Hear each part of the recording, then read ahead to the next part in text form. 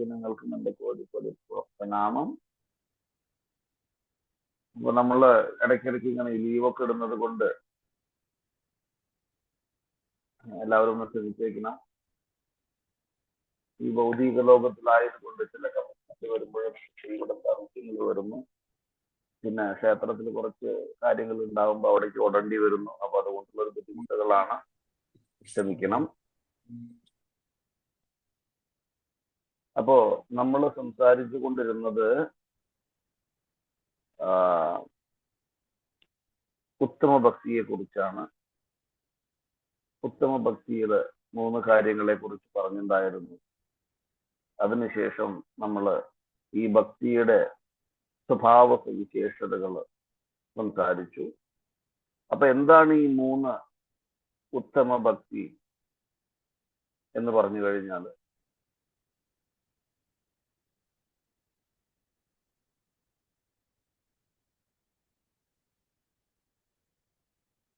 ഹരേ കൃഷ്ണ.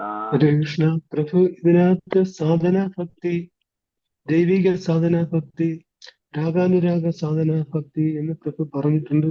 അത് തന്നെയാണോ പ്രഭു? കൃഷ്ണ. അത് തന്നെയാണ്. തന്നെയാണ്.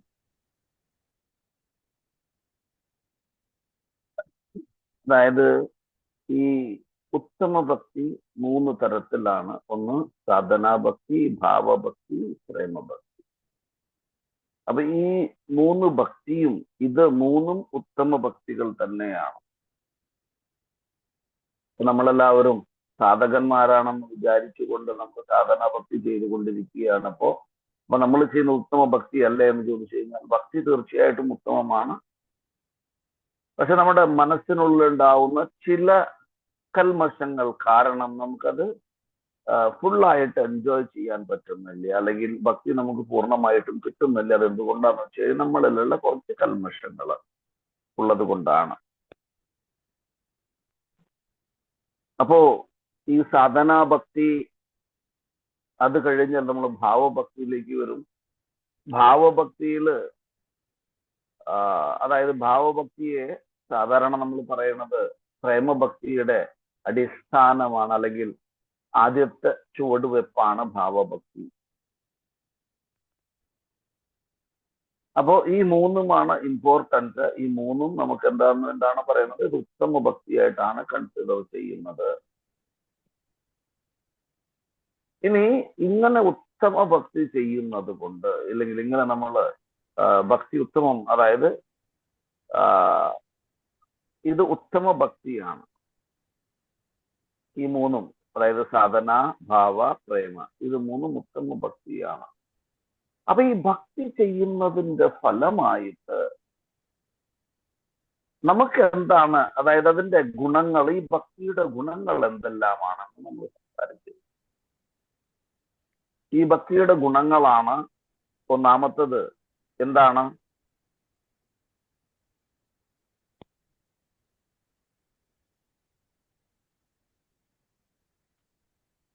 ക്ലേശാഗ്നി.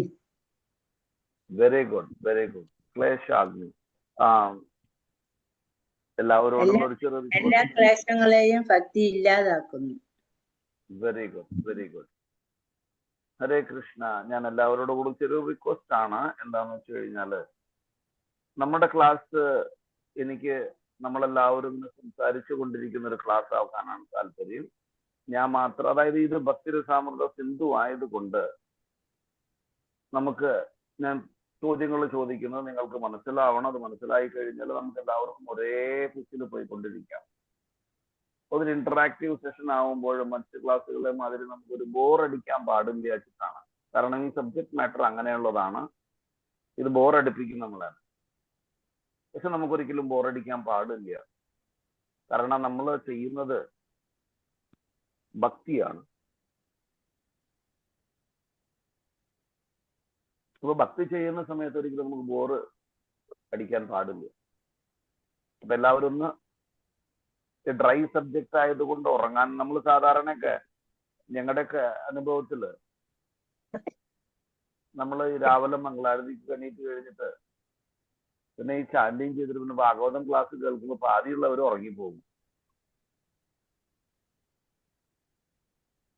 കാരണം രാവിലെ 4:30 മംഗളാരതി കഴിഞ്ഞു, അതിനുശേഷം നമ്മൾ നാമജപം ജപിച്ചു. നാമജപം കഴിഞ്ഞു കഴിഞ്ഞാൽ 8 മണിക്ക് ഭാഗവതം ക്ലാസ് ആയി. അപ്പൊ ഇത്രയും സമയം നമ്മൾ എവേക്കാണ്. അപ്പൊ നമുക്ക് രുചിയില്ലാത്തത് കൊണ്ട് ഒരു ഉറങ്ങാനുള്ള ടെൻഡൻസി അവിടെ ഉണ്ടായിരുന്നു. അപ്പൊ എല്ലാവരും ഒന്ന് എവേക്കായിട്ടിരുന്നോളൂ, എല്ലാവരും ഒന്ന് ഉണർന്നിരുന്നോളൂ. നമ്മൾ ഭക്തിയെ കുറിച്ചാണ് സംസാരിക്കുന്നത്. ഭക്തിയുടെ ചില ലെവലുകളെ കുറിച്ചാണ് സംസാരിച്ചു കൊണ്ടിരുന്നത്. നമുക്കറിയാം, അതായത് ഭക്തിക്ക് 9 സ്റ്റേജുകളുണ്ട്. ഭക്തിയുടെ 9 സ്റ്റേജുകൾ. അത് നവവിധ ഭക്തിയല്ല പറയണത്, ഭക്തിയുടെ 9 സ്റ്റേജിനെ കുറിച്ചാണ് പറയണത്. നവവിധ ഭക്തി എന്ന് പറഞ്ഞു കഴിഞ്ഞാല് എന്താണ്? ശ്രവണം, കീർത്തനം, വിഷ്ണോർ സ്മരണം, പാദസേവനം, അർച്ചനം, വന്ദനം, ദാസ്യം, സത്യം, ആത്മനിവേദനം. ഇതാണ് നവവിധ ഭക്തി എന്ന് പറയുന്നത്. നേരെ മറിച്ച് ഭക്തിയുടെ 9 സ്റ്റെപ്പുകൾ ഏതായെന്ന് ചോദിച്ചു കഴിഞ്ഞാല് നമുക്ക് എല്ലാവർക്കും അറിയാം. ആർക്കെങ്കിലും പറയാൻ പറ്റുമോ?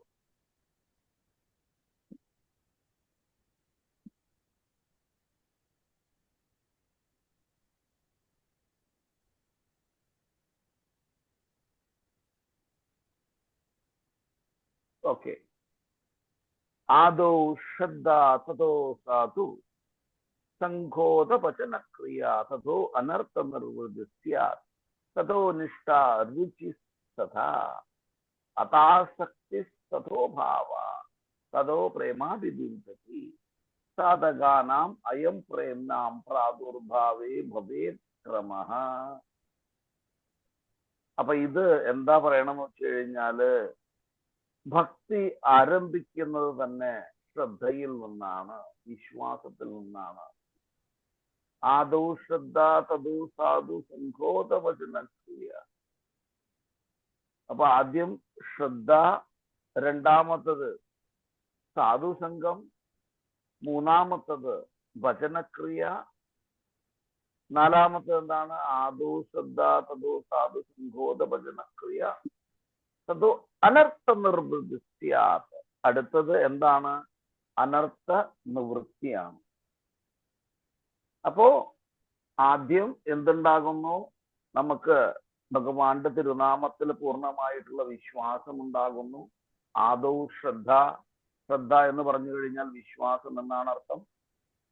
അപ്പൊ നമുക്ക് അചഞ്ചലമായിട്ടുള്ള വിശ്വാസം ഭഗവാന്റെ തിരുനാമത്തിൽ ഉണ്ടാകുന്നു. രണ്ടാമത്തത് നമ്മള് സാധുക്കളുമായിട്ട് സംഘമെടുക്കാൻ തുടങ്ങും. ഇപ്പൊ നമ്മൾ ചെയ്യുന്നത്, ഇപ്പൊ നമ്മളെല്ലാം സാധുസംഘമാണ് എടുത്തുകൊണ്ടിരിക്കുന്നത്. നിങ്ങൾ ഓരോരുത്തരും സാധുക്കളാണ്. അതുകൊണ്ടാണ് നിങ്ങൾ ഈ സമയത്ത് എണീറ്റ് വന്നുകൊണ്ടിരിക്കുന്നത്. അപ്പോ ആദൗ ശ്രദ്ധ, തദോ സാധു, സംഘോദ ഭജനക്രിയ. പിന്നെ നമ്മൾ എന്ത് ചെയ്യുന്നു? ഭക്തസംഘത്തില് നമ്മുടെ ഭജനക്രിയ, ഭജന ചെയ്യും. അതുകൊണ്ടാണ് പ്രത്യേകിച്ച് ശ്രീല പ്രഭുപാദ് പറഞ്ഞിരിക്കുന്നത് എന്താണെന്ന് വെച്ച് കഴിഞ്ഞാൽ, നമ്മൾ ഭക്തി ചെയ്യുമ്പോൾ അസോസിയേഷനിലൂടെ, സംഘത്തിലൂടെ വേണം ഭക്തി ചെയ്യാൻ വേണ്ടിയിട്ട്. ചിലവർ പറയുന്നുണ്ട് ഞാൻ തനിയെ ചെയ്തേക്കാം ഭക്തി. അങ്ങനെ നമ്മൾ തനിയെ ഭക്തി ചെയ്ത് കഴിഞ്ഞാല് പിന്നെ ഒരു ദിവസം നമ്മൾ കാണാതെ പോകും. അപ്പൊ അതുണ്ടാവാൻ പാടില്ല. അതുകൊണ്ട് നമുക്ക് എന്ത് ചെയ്യണം? ഭക്തി ചെയ്യുമ്പോൾ വളരെയധികം ശ്രദ്ധയോട് കൂടിയിട്ട് ഭഗവത് ഭക്തി ചെയ്യണം. അങ്ങനെ ഭഗവത് ഭക്തി ചെയ്ത്, അതിനാണ് ആ സ്റ്റേജസ് പറയണത്. ഇപ്പൊ നമ്മള് ആദോ ശ്രദ്ധ, തദോ സാധു, സംഘോദ ഭജനക്രിയ. ഇപ്പൊ സംഘത്തിലൂടെ നമ്മള് ഭജനക്രിയ നടത്തുന്നു, ഭജനക്രിയ ചെയ്യുന്നു. അപ്പൊ അങ്ങനെ സംഘത്തിലൂടെ ഭജനക്രിയ ചെയ്യുന്നതിന്റെ ഫലമായിട്ട് എന്ത് സംഭവിക്കുന്നു? നമുക്ക് അടുത്ത സ്റ്റെപ്പിലേക്ക് പോകാൻ സാധിക്കും. ആദ്യത്തെ സ്റ്റെപ്പ് വിശ്വാസം, അചഞ്ചലമായിട്ടുള്ള വിശ്വാസം. ഈ വിശ്വാസം ദൃഢമാക്കുന്നതിന് വേണ്ടിയിട്ട് നമ്മൾ സാധുക്കളുടെ സംഘം എടുക്കുന്നു. അപ്പൊ ഈ സാധുക്കളുടെ സംഘം എടുത്തു കഴിഞ്ഞാല് അടുത്തെന്ത് കിട്ടുന്നു നമുക്ക്? അതോ ആദോ ശ്രദ്ധ, തദോ സാധു, സംഘോദ ഭജനക്രിയ. അടുത്തത് നമുക്ക് ഭജനക്രിയ, നമ്മുടെ നാമജപം, പുസ്തക വായന, ഇതെല്ലാം സാധുസംഘത്തിൽ ചെയ്യുമ്പോൾ വളരെ നന്നായിരിക്കും. അപ്പൊ ആയതുകൊണ്ട് ആദ്യം ആദോ ശ്രദ്ധ തതോ സാധുസംഘോധ ഭജനക്രിയ. ഇനി ഇങ്ങനെ ഭജനക്രിയ ചെയ്തുകൊണ്ടിരിക്കുമ്പോൾ സ്റ്റഡി മൈൻഡോട് കൂടിയിട്ട് ഭജനക്രിയ ചെയ്യുമ്പോൾ അടുത്ത ലെവലിലേക്ക് നമ്മൾ പോകുന്നു. ആദോ ശ്രദ്ധ തതോ സാധുസംഘോധ ഭജനക്രിയ തതോ അനർത്ഥ നിർവൃത്തി, അതായത് അനർത്ഥ നിവൃത്തി, സകല അനർത്ഥങ്ങളും ഇല്ലാതെ പോയിടും. ഈ സ്റ്റേജ് നമുക്ക് പറയാം ക്ലേശാഗ്നി. നമ്മളിൽ ഒരുപാട് അനർത്ഥങ്ങളുണ്ട്. ഈ അനർത്ഥങ്ങളെല്ലാം ഉത്തമ ഭക്തി ചെയ്യുന്നതിന്റെ ഫലമായിട്ട് ഇല്ലാതെ തീരുന്നു. അതുകൊണ്ടാണ് നമ്മൾ ഭക്തിക്ക് 6 ഗുണങ്ങള് പറയണത്. അതായത് സാധനാഭക്തി, ഭാവഭക്തി, പ്രേമഭക്തിക്ക് ഓരോരുത്തരും ഈ 2 ഗുണങ്ങൾ പ്രത്യേകിച്ച് നമുക്ക് പറഞ്ഞു തന്നിട്ടുണ്ട്. ആരാണ്? രൂപ ഗോസ്വാമി. അപ്പൊ ഈ രൂപ ഗോസ്വാമി എന്താ പറഞ്ഞെന്ന് വെച്ചാല്, തന്റെ ഭക്തിരസാമൃത സിന്ധുവിൽ അദ്ദേഹം പറഞ്ഞിരിക്കുന്നു, ക്ലേശാഗ്നി ശുഭധാ മോക്ഷ, ക്ലേശാഗ്നി ശുഭദ മോക്ഷ ലഘുതാകൃത് സുദുർലഭ സാന്ദ്രാനന്ദ വിശേഷാത്മാ ശ്രീകൃഷ്ണാകർഷണീച്ച. അതായത് കൃഷ്ണനെ ആകർഷിക്കാൻ വേണ്ടിയിട്ട്, അല്ലെങ്കിൽ നമ്മൾ ഉത്തമ ഭക്തി ചെയ്യുന്നതിന്റെ ഫലമായിട്ട് 6 ഗുണങ്ങൾ ഉണ്ടാകുന്നു. ഈ 6 ഗുണങ്ങള് ഭഗവാനിലേക്ക് നമ്മളെ ആകർഷിക്കും. അപ്പൊ ആ ഗുണത്തിൽ ഒന്നാണ് നമ്മൾ പറഞ്ഞത് അനർത്ഥ നിവൃത്തി. ഈ അനർത്ഥ നിവൃത്തി സ്റ്റേജില് അപ്പൊ അനർത്ഥ നിവൃത്തി വന്നു. അനർത്ഥ നിവൃത്തി എന്ന് വെച്ച് കഴിഞ്ഞാല് സകല അനർത്ഥങ്ങളും ഇല്ലാതെ പോകുക. അതിനാണ് ക്ലേശാഗ്നി എന്ന് പറയുന്നത്. ഈ ക്ലേശാഗ്നി എന്ന് പറഞ്ഞു കഴിഞ്ഞാൽ എന്താണ്? നമ്മുടെ സകല കഷ്ടങ്ങളും ഭക്തി ചെയ്യുന്നതിന്റെ ഫലമായിട്ട് എന്താണ് ഉണ്ടാവുന്നത്? സകല ക്ലേശങ്ങളും ഇല്ലാതെ പോകുന്നു. എന്തൊക്കെയാണ് ക്ലേശങ്ങൾ ഇപ്പൊ നമുക്കുള്ളത്? എന്തൊക്കെയാണ് ക്ലേശങ്ങൾ? നമ്മൾ ഓൾറെഡി സംസാരിച്ചിട്ടുണ്ട്. ആർക്കെങ്കിലും പറയാൻ പറ്റുമോ? ആദിദൈവിക, ആധ്യാത്മികം. ആദിദൈവികം, ആധ്യാത്മികം, ആദിഭൗതികം. ആദിദൈവികം, ആദിഭൗതികം, ആധ്യാത്മികം. ആധ്യാത്മികം.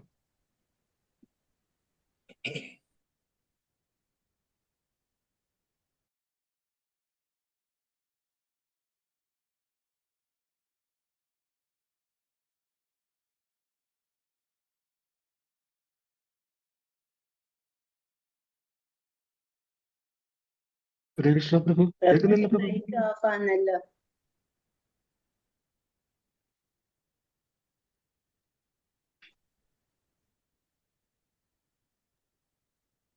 ഹരേ കൃഷ്ണ കേൾക്കുന്നില്ല പ്രഭു? ഹരേ കൃഷ്ണ കേൾക്കാമോ ഇപ്പോ? ഇപ്പൊ കേൾക്കാം പ്രഭു. എപ്പോഴാണ് അനർക്ക നിവൃത്തിയെല്ലാം മാറി മനസ്സും പ്രഭു? ഹരേ കൃഷ്ണ പറയട്ടെ പ്രഭു.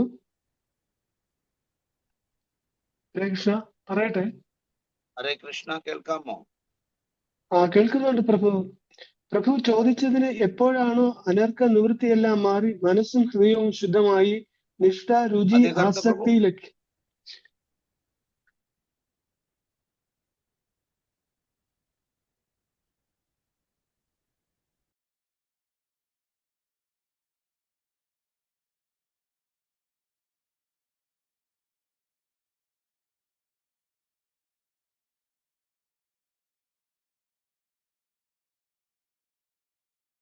ഹരേ കൃഷ്ണ കേൾക്കാമോ?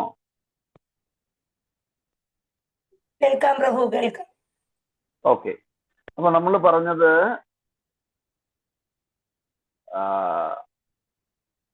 അനർത്ഥ നിവൃത്തിയെ കുറിച്ച് പറഞ്ഞു. ഈ അനർത്ഥ നിവൃത്തി എന്ന് വെച്ച് കഴിഞ്ഞാൽ നമ്മളിൽ ഉണ്ടാകുന്ന സകല ക്ലേശങ്ങളും ഇല്ലാതെ പോകുന്ന ഒരവസ്ഥ, ക്ലേശാഗ്നി എന്ന് പറഞ്ഞു കഴിഞ്ഞാൽ ഇത് രണ്ടും ഒന്നാണ് കേട്ടോ.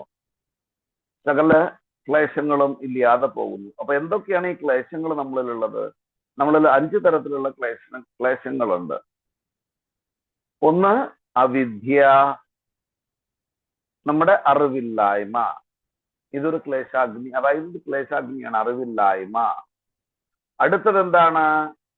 അസ്മിത, ഞാൻ എന്ന് പറഞ്ഞ ഭാവം. മാതാജി എന്നൊന്ന് കോഹോസ്റ്റ് ആക്കുക. അപ്പോ ആദ്യം അവിദ്യ, രണ്ടാമത് അസ്മിത, മൂന്നാമത് രാഗ, നാലാമത് ദ്വേഷ, അഞ്ചാമത് അഭിനിവേശ. ഈ 5 കാര്യങ്ങൾ ഒന്ന് സ്പോട്ട്ലൈറ്റ് ചെയ്യും. അതായത്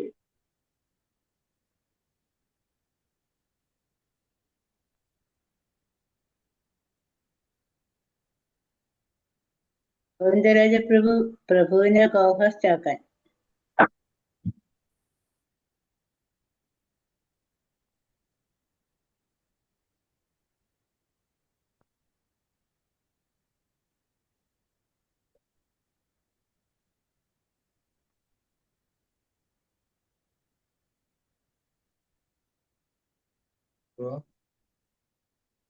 ഹരേ കൃഷ്ണ. ഉത്തരയിച്ചോന്നുണ്ടേ ഉത്തരയിച്ചോണ്ടി പെണ്ണെ മട്ടിച്ച് ഉത്തരയിച്ചോണ്ട് മാറിയിട്ട് വേറെ ആരാണ്ടാവോ? ഉണ്ടാക്കത് ഗോവിന്ദരാജ പ്രഭു നമ്മുടെ ഫോൺ പത്ത്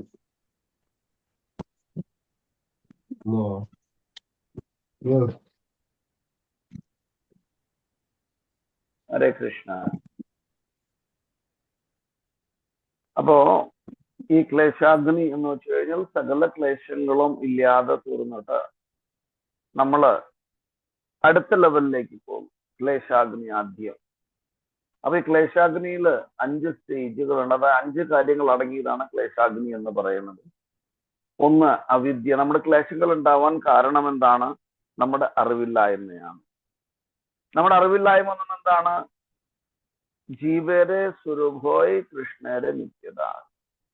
അതായത് അതായത് നമ്മുടെ സ്വരൂപം എന്താണ്? നമ്മള് ഭഗവാന്റെ അംശമാണ്. നമ്മളൊരിക്കലും ഭഗവാനിൽ നിന്നും ഇൻഡിപെൻഡന്റ് അല്ല, നമ്മൾ സ്വതന്ത്രന്മാരല്ല, നമ്മള് അസ്വതന്ത്രന്മാരാണ്.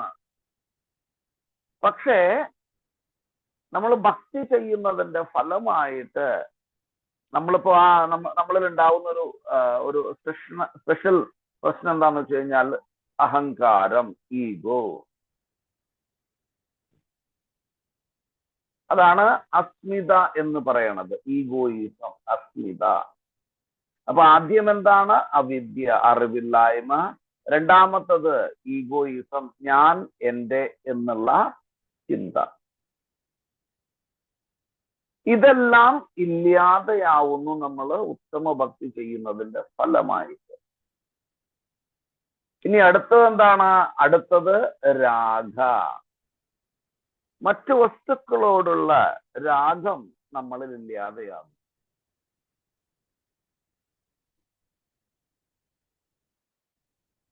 നധനം നജനം ന സുന്ദരീം കവിതാം വാ ജഗതീശ കാമയേ മമ ജന്മനി ജന്മനീശ്വരേ ഭവദാർ ഭക്തി രഹി ബുദ്ധി.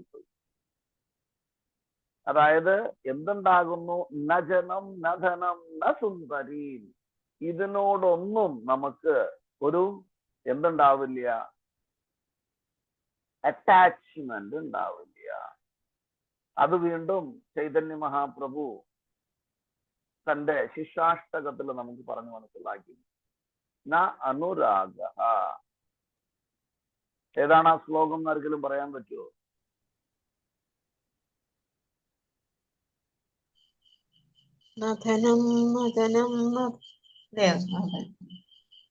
അതല്ല.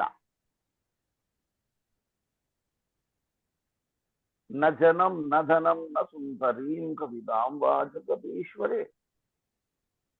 ഈ പറഞ്ഞ ശ്ലോകത്തില് ന അനുരാഗ വരുന്നില്ല. വരുന്നുണ്ടോ? न जनम न धनम न जनम न सुंदरी कविदां वा जगदीश कामये मम जन्मनि जन्मनीश्वरे അവതാദ ഭക്തി അഹീതു ഭീത്വയി. ഇതിൽ പറയണത് ഭഗവാന്റെ ഭക്തി അഹൈതുകമായിട്ടുള്ളതെന്നാണ് പറയണത്. ന അനുരാഗ എന്നുണ്ട് ഒരു ശ്ലോകം അതിലുണ്ട്. ആർക്കെങ്കിലും പറയാൻ പറ്റും? നിങ്ങളൊക്കെ ഡെയിലി ശിക്ഷാഷ്ടകം വായിക്കുന്നവരല്ലേ?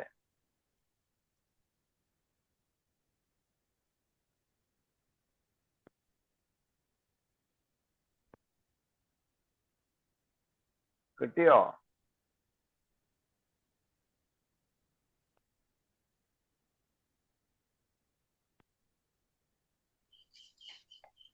തൃണാദപീസിനിജനാണോ പ്രഭു?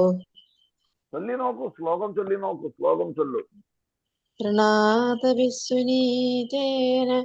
തരോരപി സഹിഷ്ണുനാ അമാനിനാ മാനദേന കീർത്തനീയ സദാ ഹരിം. ഇവിടെ ഭഗവാന്റെ തിരുനാമം സദാസമയം ചൊല്ലാനാണ് പറയണത്.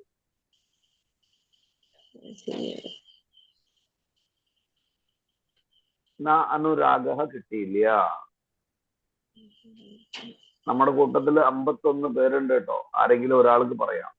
നാംനാമകാരി ബഹുധാ നിജ സർവശക്തി തത്രാർപ്പിത നിയമിത സ്മരണേന കാലാഹ ഏതാദൃശി തവ കൃപ ഭഗവൻ മമാമി ദുർദൈവമീദൃശ മിഹാജനി ജ്ഞാനുരാഗ. അതാണ് വെരി ഗുഡ്, വെരി ഗുഡ്. അത് തന്നെയാണ് മാതാജി. എന്താണ് ഭഗവാനോട് പറയണത്? നാംനാമകാരി ബഹുധാ നിജ സർവശക്തി തത്രാർപ്പിത നിയമിത സ്മരണേന കാലഃ ഏതാദൃശി തവ കൃപ ഭഗവത്മാവി ദുർദൈവം ഈദൃശം ഇഹാ ജനി ന അനുരാഗ. ഭഗവാനെ, അങ്ങയുടെ തിരുനാമത്തില് സകല പവറും തന്നിരിക്കുന്നുണ്ട്. അങ്ങയുടെ തിരുനാമത്തിൽ അങ്ങയുടെ എല്ലാ പവറും ഉണ്ട്. പക്ഷേ ഇതെല്ലാം മനസ്സിലാക്കിയിട്ടും എനിക്ക് അങ്ങയുടെ തിരുനാമത്തിനോട് ഒരു അനുരാഗവും തോന്നുന്നില്ല ഭഗവാനെ എന്നാണ് ചൈതന്യ മഹാപ്രഭു പറയുന്നത്.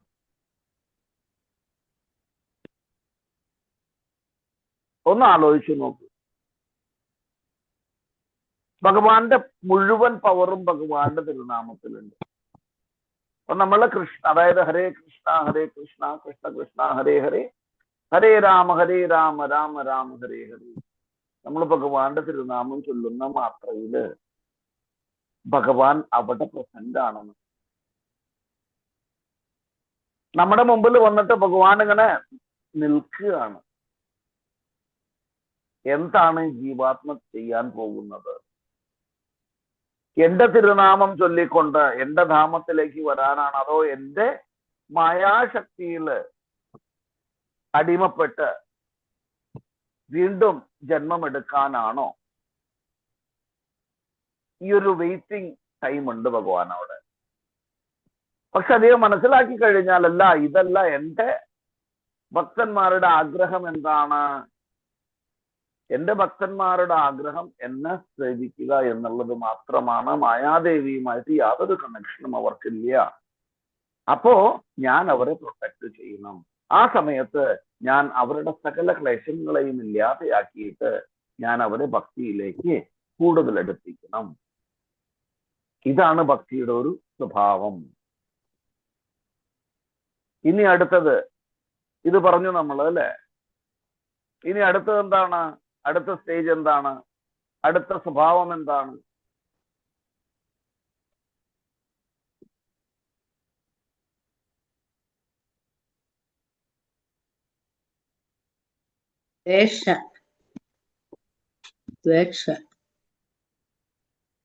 അത് ഇതിൽ വരുന്നതാണ് മാതാജി. അതായത് ഇതെല്ലാം സാധന ഭക്തിയിൽ വരുന്നതാണ്. സാധന ചെയ്യുന്നതിന്റെ ഫലമായിട്ട് ഈ ക്ലേശാഗ്നി ഉണ്ടാവുന്നു. അപ്പൊ ഈ ക്ലേശാഗ്നിയുടെ 5 ഗുണങ്ങളാണ് ഇപ്പൊ നമ്മൾ പറഞ്ഞത്. ഒന്നെന്താണ്? അവിദ്യ, രാഗ, പിന്നെന്താണ്? ദ്വേഷ, ആ അഗ്നിജ, അനിവേശ, അധിനിവേശ. അഭിനിവേശ.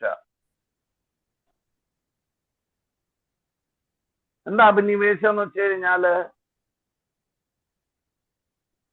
ഒരു വസ്തുവിനോട് നമുക്കൊരു അഭിനിവേശം ഉണ്ടാകും,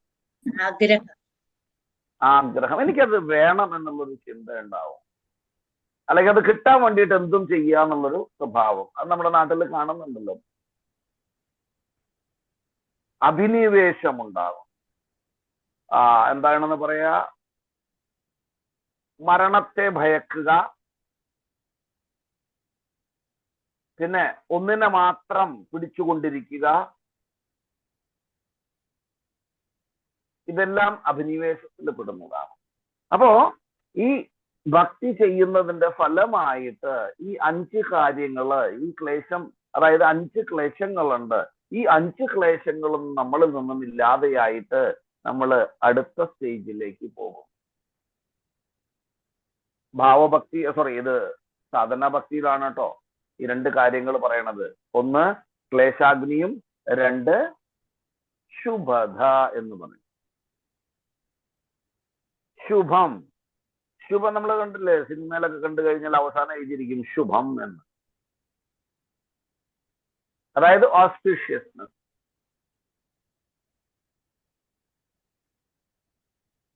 മംഗളം. അപ്പോ ഈ ആദ്യം ക്ലേശാഗ്നി വന്നു, പിന്നെ ശുഭത. ശുഭതയില് എന്തൊക്കെ മാറ്റങ്ങളാണ് ഒരു സാധകനിൽ ഉണ്ടാവുക എന്ന് നമുക്ക് നോക്കാം. നിങ്ങൾക്ക് എല്ലാവർക്കും അറിയാം, നിങ്ങൾ എല്ലാവരോടും നമ്മൾ പറഞ്ഞിട്ടുണ്ടോ അത്? അല്ലേ, പറഞ്ഞിട്ടുണ്ടോ അത്?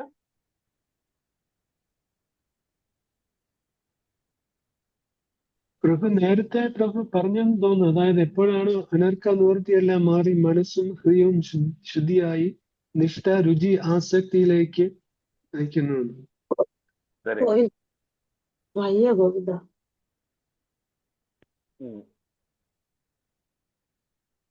അപ്പോ നമുക്ക് ശുഭത നോക്കാം. ശുഭത എന്ന് വെച്ച് കഴിഞ്ഞാല് ഭക്തി ചെയ്യുന്നതിന്റെ ഫലമായിട്ട് നാച്ചുറൽ ആയിട്ട്, പ്രകൃതിദത്തമായിട്ട് നമ്മളിൽ ചില മാറ്റങ്ങൾ ഉണ്ടാകും. അത് നിങ്ങൾ ഓരോരുത്തരും മനസ്സിലാക്കാൻ സാധിക്കുകയും ചെയ്യും. എന്തൊക്കെയാണ് ആ കാര്യങ്ങൾ എന്ന് വെച്ച് കഴിഞ്ഞാല്, നമ്മളില് നല്ല സ്വഭാവങ്ങൾ ഉണ്ടാകും, ഗുഡ് ക്യാരക്ടർ. ഭക്തി ചെയ്യുന്നതിന്റെ ഫലമായിട്ട് ഒരു സാധകനില്, ഒരു സാധന ചെയ്യുന്ന ഭക്തനില് ചില മാറ്റങ്ങൾ ഉണ്ടാകും. അതൊന്നാമത്തെ മാറ്റം എന്താണ്? നല്ല സ്വഭാവം ഉണ്ടാകാൻ. നല്ല സ്വഭാവം ഉണ്ടാകും ആ വ്യക്തിയിൽ. രണ്ടാമത്തത്, ആ ഭക്തന് ഫെയിം ഉണ്ടാകും. അതായത് ഈ ഭക്തൻ നോർമൽ ഉള്ളതല്ല, ചീത്ത ഇതുള്ളതല്ല, ഭക്തി ചെയ്യുന്നു എന്നുള്ളൊരു ഫെയിം കിട്ടും. ആദ്യം എന്താണ്? നല്ല സ്വഭാവം ഉണ്ടാകുന്നു. ആ ഭക്തനെ ആ ഭക്തന്മാരുടെ കമ്മ്യൂണിറ്റി അംഗീകരിക്കും. ഇനി മൂന്നാമത്തെ എന്താന്ന് വെച്ച് കഴിഞ്ഞാല് ആനന്ദം കിട്ടുന്നു. നമുക്ക് എന്താണ്? ആനന്ദം കിട്ടും.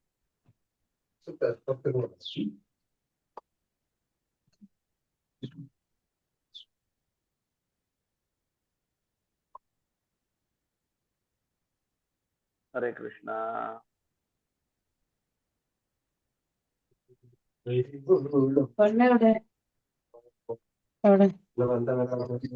സുശീലാന്ന് പറഞ്ഞ് മാതാജി മൈക്ക് ഓഫ് ചെയ്യേ.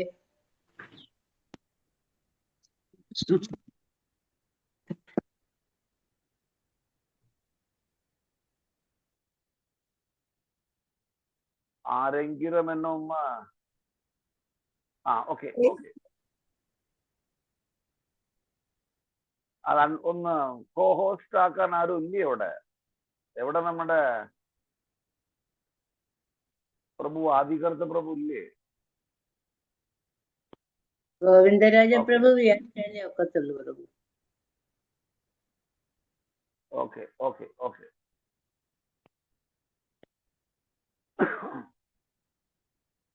അപ്പൊ നമ്മൾ ആദ്യം കണ്ടു നല്ല സ്വഭാവം. അടുത്തത് നമുക്ക് യശസ് ഉണ്ടാകുന്നു, പ്രശസ്തി ഉണ്ടാകുന്നു, പിന്നെ നമുക്ക് ആനന്ദം ലഭിക്കുന്നു. മൂന്നാമത്തത് ബ്ലിസ്, ആനന്ദം. ഇനി നാലാമത്തെ കാര്യം എന്താന്ന് വെച്ച് കഴിഞ്ഞാല് നമ്മളില് സദ്ഗുണങ്ങൾ ഉണ്ടാകും.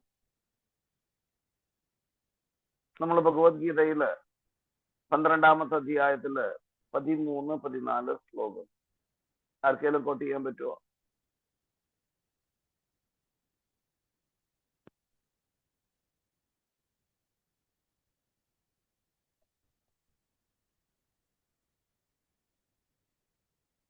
പൂജ്യരക്ഷ അദ്വേഷ്ടാ സർവഭൂതാനം മൈത്രാകരുണ ഏവ ച. Very good, very good, very good. Yes.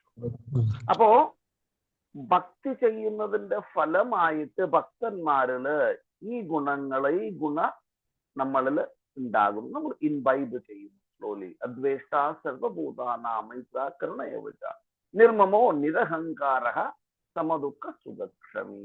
ഇത് ഭക്തനിൽ ഉണ്ടാകുന്ന ഗുണങ്ങളാണ്. അതാണ് ശുഭത എന്ന് പറയുന്നത്. അതായത് ഭക്തി ചെയ്യുന്നതിന്റെ ഫലമായിട്ട് നമ്മളിൽ ചില മാറ്റങ്ങൾ ഉണ്ടാകുന്നു. അപ്പോ ഉത്തമ ഭക്തി ചെയ്യുന്നതിന്റെ ഫലമായിട്ട് നമ്മളില് ഡിവൈൻ ആയിട്ടുള്ള, ഇതെല്ലാം നോർമൽ ക്വാളിറ്റീസ് അല്ല കേട്ടോ. അതായത് അദ്വേഷ്ട സർവഭൂതാനം, ഇതൊന്നും നോർമൽ ക്വാളിറ്റീസ് അല്ല. നമുക്ക് നോർമൽ ആളുകളിൽ കാണാനും സാധിക്കില്ല. ഒരുപക്ഷെ നമ്മൾ പറഞ്ഞേക്കാം അദ്വേഷ്ട സർവഭൂതാന മൈത്രാകരുണ ഏവ ച നിർമ്മമോ നിരഹങ്കാരഃ സമദുഃഖ സുഖക്ഷമി. മറ്റുള്ളവര്, അതായത് മറ്റുള്ളവർക്ക് എന്തെങ്കിലും സംഭവിക്കുമ്പോൾ അവർ റിയാക്ട് ചെയ്യുമ്പോൾ നമ്മൾ പറയും അദ്വേഷ്ട സർവഭൂതാനാം. പക്ഷെ നമ്മുടെ കാര്യങ്ങൾ വരുമ്പോൾ നമ്മൾ ആദ്യം അവരെ ചാടിക്കടിക്കാൻ പറ്റും. നമുക്ക് ഈ ക്വാളിറ്റീസ് നമ്മളിൽ എല്ലാവരും ഇൻവൈബ് ചെയ്യുന്ന, നമ്മളിൽ ഉണ്ടാക്കിയെടുക്കേണ്ടതാണ്. പക്ഷെ അതിനു വേണ്ടിയിട്ട് നമ്മൾ സ്പെഷ്യലായിട്ട് എൻഡീവർ ചെയ്യണമെന്ന് വെച്ച് കഴിഞ്ഞാല് ഭക്തി ചെയ്യുമ്പോൾ നമ്മൾ സ്പെഷ്യലായിട്ട് ഒരു എൻഡീവർ ചെയ്യേണ്ട ആവശ്യമില്ല. ആ ഭക്തി ഈ ഗുണങ്ങളെല്ലാം നമ്മളിൽ ഉണ്ടാക്കും.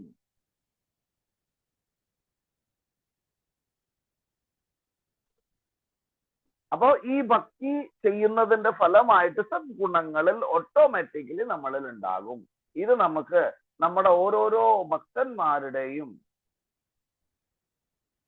നില പരിശോധിച്ചു കഴിഞ്ഞാല്, ഇപ്പൊ നമ്മൾ തന്നെ നമ്മളെ അനലൈസ് ചെയ്ത് കഴിഞ്ഞാല് അത് മനസ്സിലാക്കാൻ സാധിക്കും. നിങ്ങളുടെ വീട്ടിൽ ചില സമയത്ത് നിങ്ങളൊക്കെ ഭയങ്കര ദേഷ്യം കാണിച്ചിരുന്നവരായിരിക്കാം.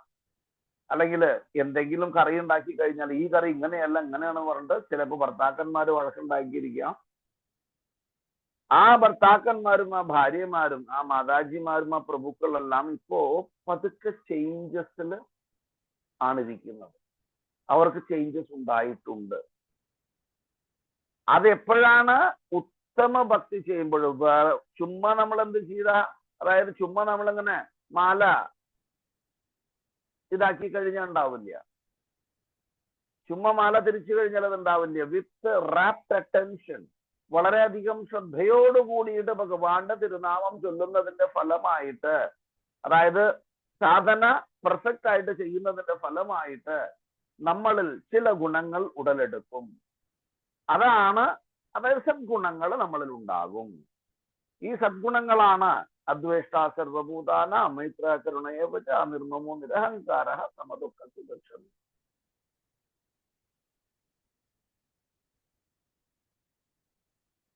ഇനി അടുത്ത ഒന്ന് എന്ന് വെച്ച് കഴിഞ്ഞാല് ഭഗവാന്റെ കൃപാകടാക്ഷത്തിന് നമ്മൾ പാത്രമാകും.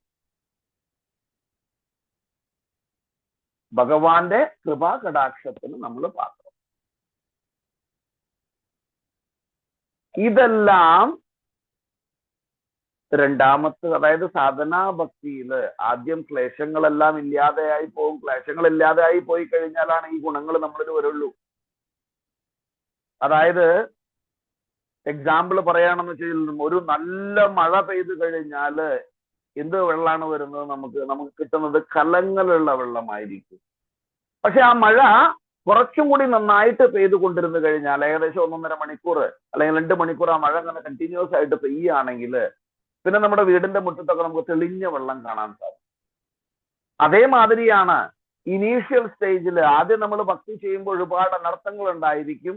ഈ അനർത്ഥങ്ങളെല്ലാം ഇല്ലാതെയാക്കി അതിനെ ശുഭതയിലേക്ക് കൊണ്ടുപോകും. അത് കണ്ടിന്യൂസ് പ്രോസസ് ആണ്. അങ്ങനെ ചെയ്യുന്നതിന്റെ ഫലമായിട്ട് നമുക്ക് ശുഭതയിലേക്ക് പോകും. ഇതിനൊരുപാട് റെഫറൻസ് നമുക്ക് കാണാൻ സാധിക്കും.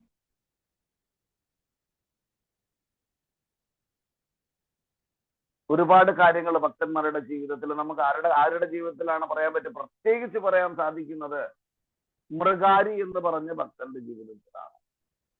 മൃഗാരി ഒരുപാട് തെറ്റ് ചെയ്തിരുന്ന വ്യക്തിയാണ്. അതായത് മൃഗങ്ങളെ മൃഗഹരി എന്ന് പറയും. മൃഗാരി എന്ന് പറഞ്ഞു കഴിഞ്ഞാൽ മൃഗങ്ങളുടെ ശത്രു. അതാണ് മൃഗാരി എന്ന് പറഞ്ഞാൽ. മൃഗ പ്ലസ് ഹരി. ഹരി എന്ന് വെച്ച് കഴിഞ്ഞാൽ ശത്രു എന്നാണ് അർത്ഥം. എന്റെ പേര് ഹരിസൂദനദാസ്. ഹരിസൂദൻ എന്ന് പറഞ്ഞാൽ ഭഗവാന്റെ പേരാണ്. ഹരിസൂദനദാസ്, അതായത് ഹരിസൂദൻ. ഹരിസൂദൻ എന്ന് വെച്ച് കഴിഞ്ഞാൽ കില്ലർ ഓഫ് ദ എനിമീസ്, അല്ലെങ്കിൽ ശത്രുക്കളെ ഇല്ലാതെയാക്കുന്നവൻ എന്നർത്ഥം.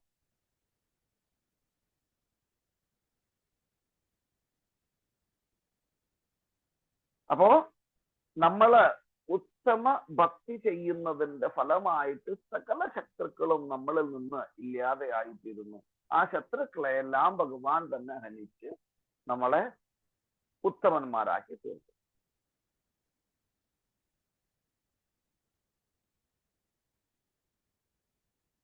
ഇനി നമുക്ക് അടുത്തതില് രണ്ടാമത്തത്, ആദ്യം നമ്മൾ പറഞ്ഞു ഭാവഭക്തിയിലാണ് ഇപ്പൊ നമ്മൾ സംസാരിച്ചു കൊണ്ടിരിക്കുന്നത്. ഈ ഭാവഭക്തി കഴിഞ്ഞു കഴിഞ്ഞാല് അടുത്തത് എന്താണ്? നമ്മൾ സംസാരിക്കുന്ന സാധനാ ഭക്തിയാണ്. അടുത്തത് നമുക്ക് ഭാവഭക്തിയിലേക്ക് പോകാം.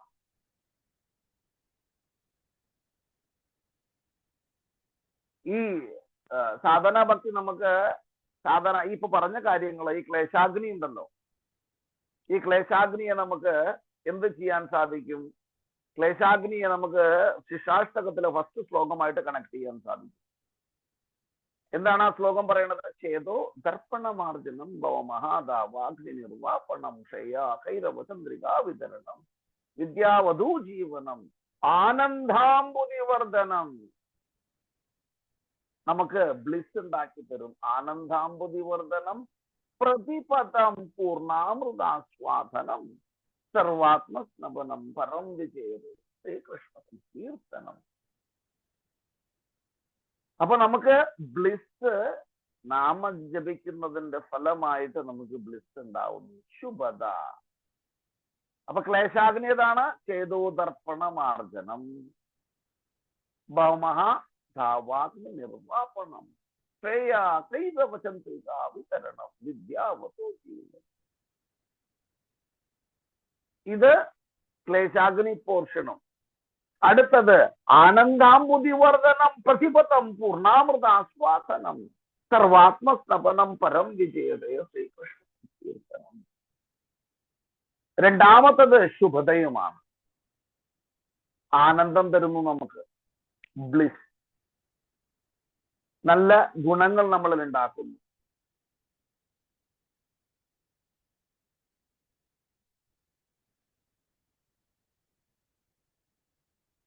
ഇനി അടുത്തത് നമുക്ക് അടുത്ത സ്റ്റേജിലേക്ക് പോകാം. എന്താണ്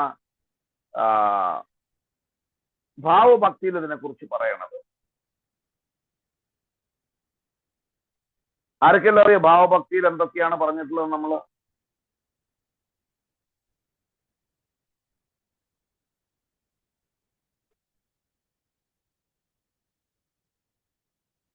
ഭാവഭക്തിയിൽ 2 ഗുണങ്ങൾ വരുന്നുണ്ട്.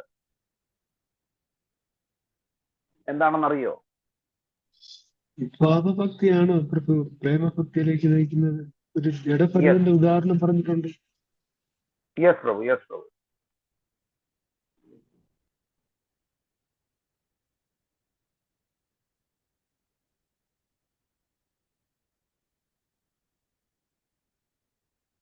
ആർക്കെങ്കിലും പറയാൻ പറ്റുമോ? നമ്മൾ ആ ശ്ലോകം കോട്ട് ചെയ്തിട്ടുണ്ടായിരുന്നു.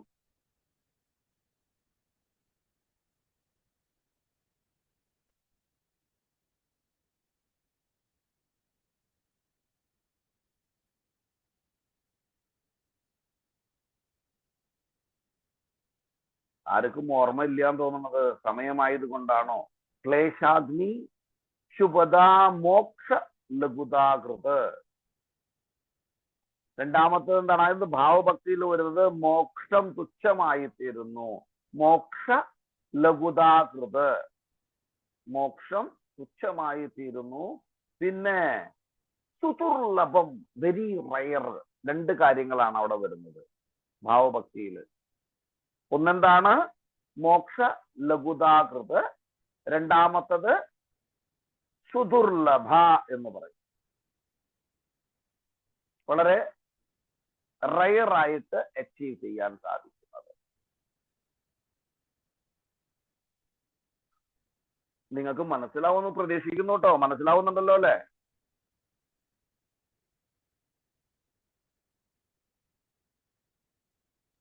ഉണ്ട് പ്രഭുജി.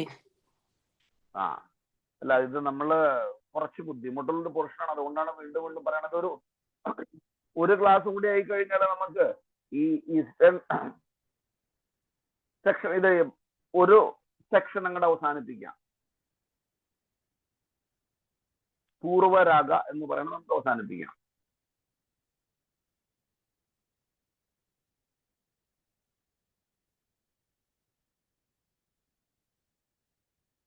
അപ്പോ മോക്ഷ ലഘുതാകൃത്, മോക്ഷം വേണ്ട, എനിക്ക് മോക്ഷം ആവശ്യമില്ല. നമുക്ക് ഇത് ഭാഗവതത്തിലേക്ക് പോകുമ്പോ കാണാൻ സാധിക്കും. പ്രഹ്ലാദ് മഹാരാജിനോട് ചോദിച്ചു ഭഗവാൻ, നിനക്ക് എന്താണ് വേണ്ടത് എന്ന്.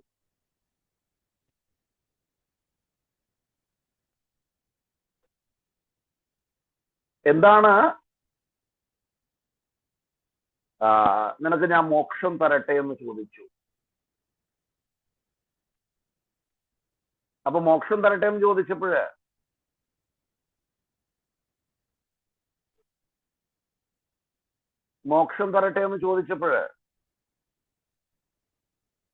പ്രഹ്ലാദ് മഹാരാജ് പറഞ്ഞു, എനിക്ക് മോക്ഷം വേണ്ട. അവിടെ എനിക്ക് ആവശ്യം എന്താണ്? എന്റെ ആവശ്യം മമ ജന്മനീശ്വരേ ഭവതാർ ഭക്തിരഹിത. എന്നെ ഏത് നിലയിൽ വേണമെങ്കിൽ നിർത്തിക്കൊള്ളൂ, കുഴപ്പമില്ല. എനിക്ക് അങ്ങയുടെ അഹൈതുകമായിട്ടുള്ള ഭക്തി ഉണ്ടാവണം. മോക്ഷം അതിനൊരു തടസ്സമാണ്, എനിക്കത് വേണ്ട എന്ന്. അതായത് ഉത്തമ ഭക്തി ചെയ്യുമ്പോൾ മോക്ഷം ഇത് ബൈ പ്രോഡക്റ്റ് എന്ന് പറയാം. നമുക്ക് ഭക്തി ചെയ്യുമ്പോൾ ഇപ്പൊ നമ്മള് അതിനു വേണ്ടിയിട്ട് സ്പെഷ്യൽ എൻഡീവർ ചെയ്യേണ്ട ആവശ്യമില്ല. 5 തരത്തിലുള്ള മോക്ഷങ്ങളുണ്ട് നമുക്കറിയാം. ആർക്കെങ്കിലും പറയാൻ പറ്റുമോ എന്തൊക്കെയാണ് 5 തരത്തിലുള്ള മോക്ഷം എന്ന്? ഹരേ കൃഷ്ണ പ്രഭുജി. സായുജ്യം, very good. സാരൂപ്യം, സാമീപ്യം, സാരൂപ്യം,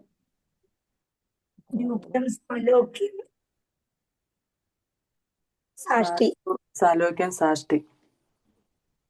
ഓക്കെ, ഒന്നും കൂടി അതിനെ പറഞ്ഞോളൂ. ഒന്നും കൂടി കറക്റ്റ് ആയിട്ട് പറഞ്ഞോളൂ. പറഞ്ഞത് ശരിയാണ്. ഒന്നും കൂടി അത് ഇതാക്കിയാൽ മതി.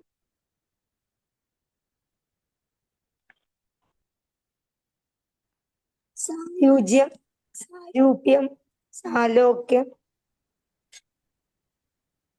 ഒരെണ്ണം കൊണ്ട് പ്രഭു സാഷ്ടി, സാമീപ്യം, സാമീപ്യം, പിന്നെ സാഷ്ടി.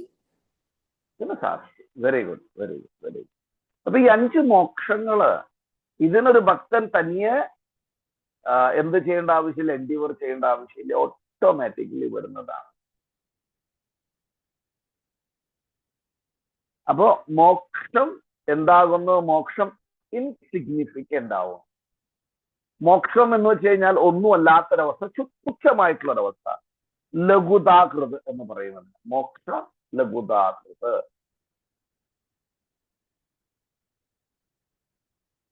പിന്നെ സുദുർലഭ, അടുത്തത് വളരെ റയറായിട്ട് കിട്ടുന്നതാണ്. എല്ലാവർക്കും ഈ ഭക്തി കിട്ടില്ല.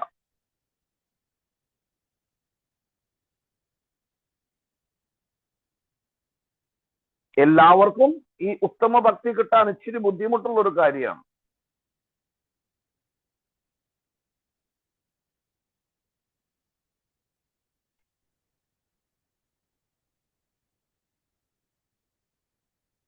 നമ്മള് കേട്ടിട്ടുണ്ട്, ബഹുനാം ജന്മനാമന്തേ ജ്ഞാനവാൻ മാ പ്രപദ്യന്തേ വാസുദേവ സർവമതി സ മഹാത്മാ സുദുർലഭ. അതായത് ഭഗവാൻ ശ്രീകൃഷ്ണൻ, പരമദിവ്യോത്തമ പുരുഷനായിട്ടുള്ള ഭഗവാൻ ശ്രീകൃഷ്ണനാണ് എല്ലാത്തിന്റെയും മൂല കാരണമെന്ന് മനസ്സിലാക്കിയിട്ട് നമ്മൾ പ്രവർത്തിക്കണം. അപ്പോ ഒരുപാട് ബഹുനാം ജന്മനാമന്തേ, ഒരുപാട് ജന്മം നമ്മൾ എടുത്തിട്ടുണ്ട്. ജലജാൻ അവലക്ഷാണി സ്ഥാവര ലക്ഷവിംശതി ക്രമയോ രുദ്രസംഖ്യാഹ പക്ഷീണാം ദശലക്ഷാണാം ചതുർലക്ഷാണി മാനുഷ. അതായത് 84 ലക്ഷം ജീവജാലങ്ങളുണ്ട്. ഈ 84 ലക്ഷം ജീവജാലങ്ങളുടെ യോനിയിലേടും കടന്നു പോയിട്ടാണ് നമ്മൾ ഇപ്പോ നമുക്ക് ഈ മനുഷ്യജന്മം സിദ്ധിച്ചിരിക്കുന്നത്. ഈ മനുഷ്യജന്മം നമ്മള് ഭഗവത് സേവനത്തിന് ഉപയോഗിച്ചില്ല എങ്കിൽ എന്തിനാണ് ഈ മനുഷ്യജന്മം നമുക്ക് കിട്ടിയിരിക്കുന്നത്? ഈ മനുഷ്യജന്മം കിട്ടിയിരിക്കുന്നത് നമുക്ക് നമ്മളെ ഭഗവത് ധാമത്തിലേക്ക് കൊണ്ടുപോകാൻ വേണ്ടിയിട്ടാണ്. ഇല്ലെങ്കിൽ നമുക്കൊന്നിന്റെ ആവശ്യമില്ല. കാരണം എന്താന്ന് വെച്ചാൽ നമ്മൾ നോർമലി ഒരു വ്യക്തിയുടെ ആവശ്യം എന്താണ്, അല്ലെങ്കിൽ നോർമൽ ആയിട്ടുള്ള ഒരു ജന്തുവിന്റെ ആവശ്യം ആഹാര നിദ്ര ഭയമൈഥുനാംശ. കഴിക്കണം, മൈഥുനം ചെയ്യണം, ആഹാരം നിദ്ര ഉറങ്ങണം, മൈഥുനം ചെയ്യണം. പിന്നെന്താണ്? ആഹാര നിദ്ര ഭയ മൈഥുന. പിന്നെ പേടി ഉണ്ടാവുന്നു നമുക്ക്. ഇതൊരു സാധാരണ ജന്തുവിൽ ഉണ്ടാകുന്ന ഒരു പ്രത്യേകതയാണ്. അതായത് ജന്തുവിൽ കാണപ്പെടുന്ന സ്വഭാവങ്ങളാണ്. അതിന് കഴിക്കണം, നന്നായിട്ട് ഉറങ്ങണം, മൈഥുനം ചെയ്യണം, ഭയപ്പെടണം. പക്ഷെ ഭഗവത് ഭക്തന്മാര് ഇതിൽ നിന്നും വ്യത്യസ്തരാണ്. അവർക്ക് ഭയമേ ഇല്ല. കാരണം എന്താന്ന് വെച്ച് കഴിഞ്ഞാല് സംഭവിക്കുന്നതെല്ലാം ഭഗവാന്റെ ഇച്ഛാനുസരണമാണ് സംഭവിക്കുന്നത്. ഭഗവാന്റെ ഇച്ഛയില്ലാതെ ഒരു സംഗതിയും സംഭവിക്കില്ല. അപ്പൊ ചിലവര് പറയും, പിന്നെ ഞാൻ ഭക്തി ചെയ്യുന്നത്, ഭക്തി എനിക്ക് വേണ്ട, സംഭവിക്കേണ്ടത് സംഭവിച്ചോട്ടെ. പക്ഷേ നിങ്ങൾ ഭക്തി ചെയ്യുന്നതിന്റെ ഫലമായിട്ട് എന്ത് സംഭവിക്കുന്നു? നമ്മുടെ പാപങ്ങളെ മുഴുവൻ കഴുകിക്കളഞ്ഞുകൊണ്ട് നമുക്ക് ഒരു ഉത്തമ ശരീരം ലഭിക്കുന്നു, ഉത്തമ ഭക്തി ചെയ്യാൻ വേണ്ടിയിട്ട്. അങ്ങനെ ഉത്തമ ഭക്തി ചെയ്തിട്ട് നമുക്ക് ഭഗവത് ധാമത്തിലേക്ക് പോകാൻ സാധിക്കും. അപ്പൊ അവിടെ എന്തുണ്ടാവുന്നില്ല? അവിടെ നമുക്ക് ജന്മ മൃത്യു ജരാവ്യാധി ദുഃഖദോഷാനുദർശനം ഉണ്ടാവുന്നില്ല. അപ്പോ ഇവിടെ രണ്ടാമത്തെ സ്റ്റേജില് ഭാവഭക്തിയില് മോക്ഷ ലഘുതാകൃത്. ഈ രണ്ടാമത്തെ സ്റ്റെപ്പില് ആദ്യത്തെ ഉള്ള 2 വരും കേട്ടോ. ക്ലേശാഗ്നി ശുഭത വരുന്നുണ്ട് ഇവിടെ. അത് നേടാകുന്നുണ്ട് ഭാവഭക്തിയില്. അപ്പൊ ഭാവഭക്തിയിൽ 4 ക്യാരക്ടറിസ്റ്റിക്സ്, 4 ഗുണങ്ങളെ കുറിച്ച് പറയണം. ആദ്യത്തെ 2 ഗുണങ്ങൾ, അതായത് ആദ്യത്തെ സാധനാ ഭക്തിയിലുള്ള 2 ഗുണങ്ങള്, ഭാവഭക്തിയിലുള്ള 2 ഗുണങ്ങൾ, ഇത് രണ്ടും ചേർത്ത് കൊണ്ട് 4 ഗുണങ്ങളായി. ക്ലേശാഗ്നി ശുഭത മോക്ഷ ലഘുതാകൃത്. മോക്ഷ ലഘുതാകൃത്. പിന്നെന്താണ്? സുദുർലഭ. വളരെ റയറായിട്ട് അച്ചീവ് ചെയ്യാൻ സാധിക്കും. അപ്പോ ഭക്തി എന്ന് വെച്ച് കഴിഞ്ഞാൽ അതുകൊണ്ടാണ് നമ്മളിപ്പോ കാണുന്നത് നമ്മുടെ ഗ്രൂപ്പിൽ 42 പേര് 52 പേരുണ്ട്. ഈ 52 പേര് മാത്രമേ ഉള്ളൂ നമ്മുടെ കൊല്ലത്തും. അതേമാതിരി അടുത്ത ഇതിലെല്ലാം എടുത്തു കഴിഞ്ഞാൽ ഒരുപാട് ആളുകളുണ്ട്. പക്ഷെ അവർക്കെല്ലാവർക്കും ഭക്തി ലഭിച്ചിട്ടില്ല. അവർക്ക് ഭഗവാന്റെ അനുഗ്രഹം കിട്ടിയിട്ടില്ല പ്രോപ്പറായിട്ട്. അപ്പൊ ഒരു പ്രാവശ്യം ഭഗവാന്റെ അനുഗ്രഹം കിട്ടിക്കഴിഞ്ഞാല് അവരും ഭക്തിയിലേക്ക് വന്നേക്കും. അപ്പൊ നമ്മൾ ഈ 52 ആളൊന്നല്ല, ചിലപ്പോ 52,000 ആള് വരും, അല്ലെങ്കിൽ 52 ലക്ഷം ആളുകൾ വന്നേക്കും. പക്ഷെ ഇതെല്ലാം വളരെ റയറാണെന്നാണ് പറയുന്നത്. അതുകൊണ്ടാണ് വളരെ ചൂസി ആയിട്ടുള്ള ആളുകൾ ഭക്തിയിലേക്ക് വരുന്നത്. ഭക്തിയിലേക്ക് എല്ലാവരും വരുന്നില്ല, വളരെ കുറവ് ആളുകൾ മാത്രം വരുന്നു.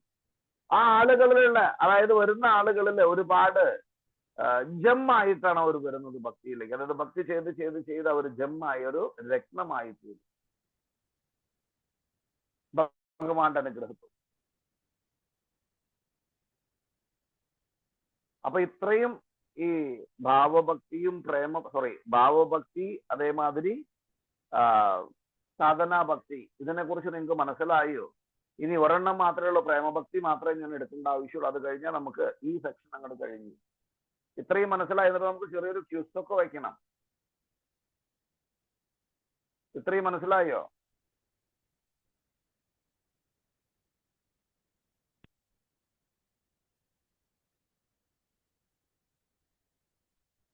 ഹരേ കൃഷ്ണ. ആരൊന്നും പറയണില്ല.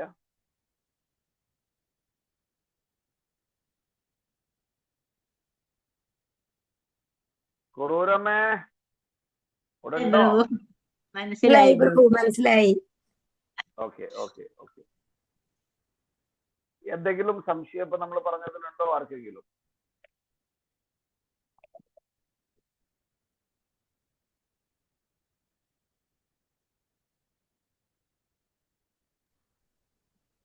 കൃഷ്ണ മോശം 5 തരം പറഞ്ഞല്ലോ പ്രഭു, അതൊന്നും കൂടെ ഒന്ന് പറയാമോ? തീർച്ചയായിട്ടും തീർച്ചയായിട്ടും. ഒന്ന് സാലോക്യ, 2 സാമീപ്യ, 3 സാർഷ്ടി, സാരൂപ്യ, സായുജ്യ.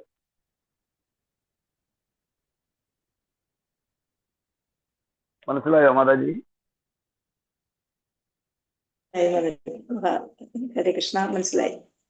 ഹരേ കൃഷ്ണ. വേറെ എന്തെങ്കിലും സംശയങ്ങളുണ്ടോ? ഹരേ കൃഷ്ണ പ്രഭു, കഴിഞ്ഞ ക്ലാസ്സിൽ പ്രഭു പറഞ്ഞത് ഈ പാപഭക്തിയില് 8 തരത്തിലുള്ള സാത്വിക സ്വഭാവ ഗുണം ഉണ്ടാകും എന്ന് പറഞ്ഞായിരുന്നു. സാത്വിക ഭാവങ്ങൾ, കറക്റ്റ് കറക്റ്റ്. അത് ഞാൻ പറയാം. അത് ഞാൻ ഒന്നുകൂടി പറഞ്ഞേക്കാം. അപ്പൊ പ്രഭുവിന് വേണ്ടി കുഴപ്പമില്ല. പ്രഭുവിന് വേണ്ടിയിട്ടല്ല, മറ്റുള്ളവർക്കും വേണ്ടി.